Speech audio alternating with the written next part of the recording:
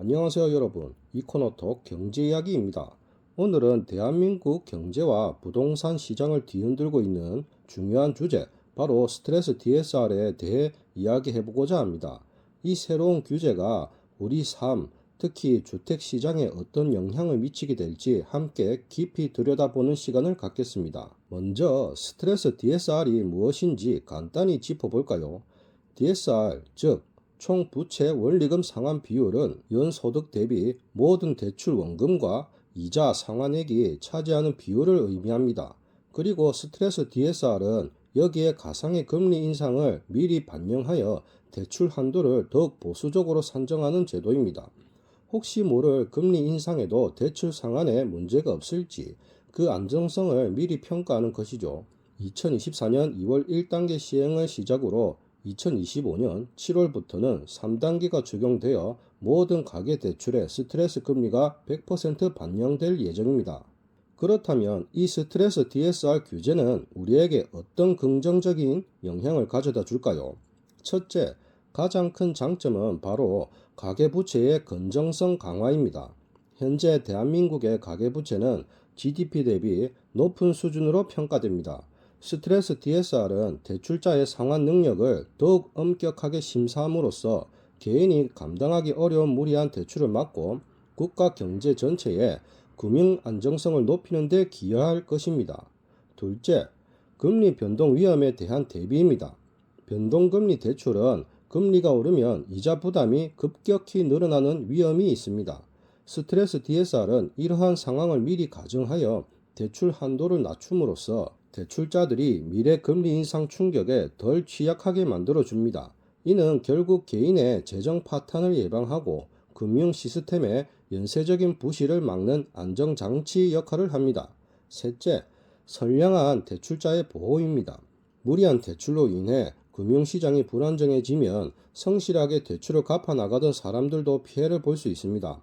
스트레스 DSR은 전체적인 금융 건전성을 높여 이러한 위험을 줄이고 나아가 대출 금리 안정화에도 긍정적인 영향을 줄 수 있습니다. 그러나 모든 정책에는 동전의 양면이 존재하겠죠. 스트레스 DSR 역시 몇 가지 우려되는 단점들을 가지고 있습니다. 가장 먼저 꼽을 수 있는 단점은 대출 문턱의 상승과 내 집 마련의 어려움 가중입니다.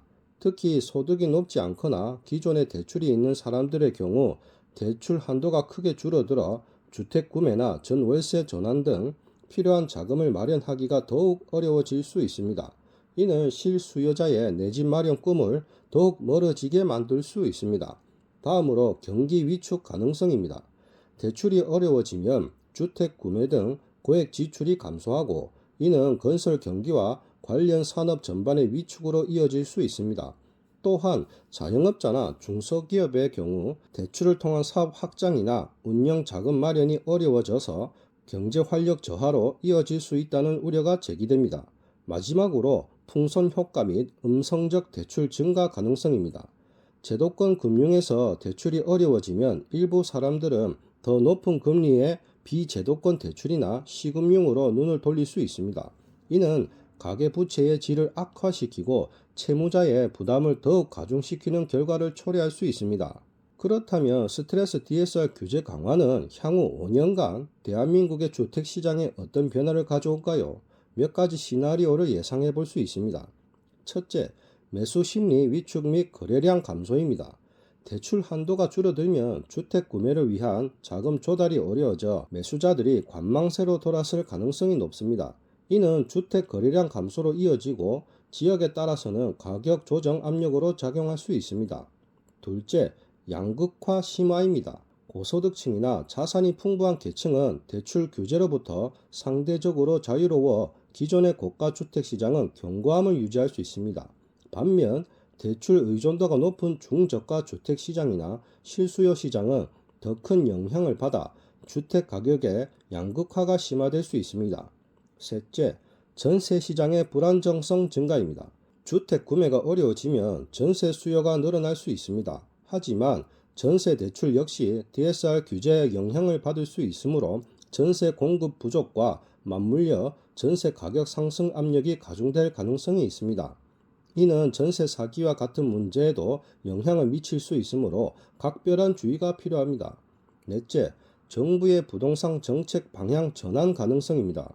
규제 강화로 인한 시장 경착륙이나 서민 주거 안정 문제 발생 시 정부는 정책 기조를 조절하여 다양한 형태로 시장 안정화에 나설 수 있습니다. 예를 들어 청년이나 신혼부부 등을 위한 정책 대출이나 공급 확대 방안이 더 활발히 논의될 수 있습니다. 마지막으로 주택 시장의 구조적 변화 촉진입니다. 이번 규제는 주택 구매를 단순히 영끌의 대상으로 보는 시각에서 벗어나 소득과 상환 능력에 기반한 합리적인 주택 구매를 유도할 것입니다. 장기적으로는 투기적 수요를 억제하고 실거주 중심의 건강한 주택 시장을 만드는 데 기여할 것으로 기대됩니다. 자, 끝으로 스트레스 DSR은 가계부채의 위험을 관리하고 금융 시스템의 안정을 꾀하기 위한 불가피한 정책입니다. 단기적으로는 시장에 충격과 혼란을 줄 수 있지만 장기적으로는 우리 경제의 체질을 개선하고 더욱 견고한 주택 시장을 만드는 데 기여할 것입니다. 변화하는 환경 속에서 우리 모두가 현명한 자산 관리와 주거 계획을 세울 수 있기를 바랍니다. 오늘 제 이야기가 여러분의 경제적 판단에 작은 도움이 되었기를 바랍니다.